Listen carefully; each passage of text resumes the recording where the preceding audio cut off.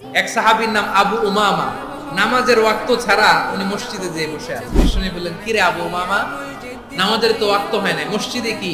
সাহাবী বলে, নবী গো, ঋণের বোঝায় এমন টেনশনে আছি, ঘরে থাকতে পারলাম না, মসজিদে চলে আসি। বিষ্ণু বলেন, আমি কি তোমার এমন একটা দোয়া শিখাবো যেটা বললে আল্লাহ তাআলা তোমার ঋণের বোঝা হালকা করে দিবে?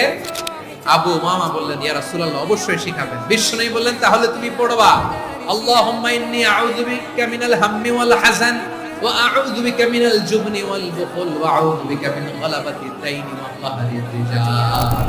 ও আল্লাহ, তোমার কাছ থেকে দুশ্চিন্তা থেকে পানাহ চাই, কৃপণতা, ভীরুতা, অলসতা এবং ঋণের বোঝা থেকে পানাহ চাই। এই দোয়াটা যখন বিষ্ণুনবী শিখাই দিলেন, আবু উমামা বারবার এই দোয়া করে। আবু উমামা বলে, এই দোয়া আমি পড়তে লাগলাম। কিছুদিন পরে দেখা গেল বিষ্ণুনবীর শেখানো এই দোয়ার বদৌলতে আল্লাহ তাআলা আমার সব ঋণ পরিশোধের ব্যবস্থা করে